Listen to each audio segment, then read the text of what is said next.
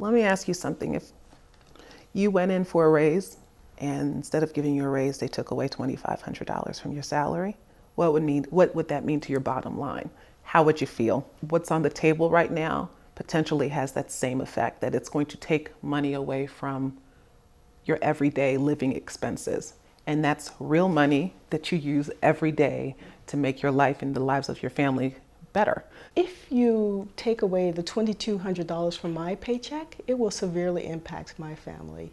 Right now, my husband is currently unemployed, so the household is being sustained by my one income. It'll affect whether we can make necessary improvements to our house. It'll affect whether or not I can buy a new computer for my business. We're not as bad off as lots of people, but we still live on a margin. And $2,000 for us is huge. It's huge. The idea that the middle class is a secure entity in this country is, I think, somewhat anachronistic. And that's why this tax proposal is so important. $2,200 to the middle class is vitally important today. We are about to lose our home.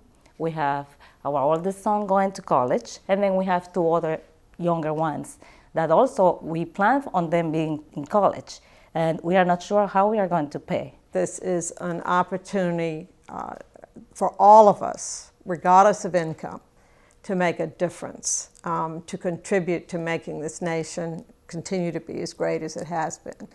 And it shouldn't be just a function of income, but it's your obligation as a citizen to do that. If you're privileged, it seems to me that you've benefited from this country and you owe a little bit more. You need to pay back a little bit more. And it's to protect, it's both to pay back the generations that have given you the shot that's gotten you where you are, and it's also to make sure that your children will have a shot. At the end of the day, we are really all in this together. We are all Americans, and it is really important that we look at the consequences that lie before us if we start to be adversaries with one another. We really need to come together and make a decision on a good tax policy that's going to help us all.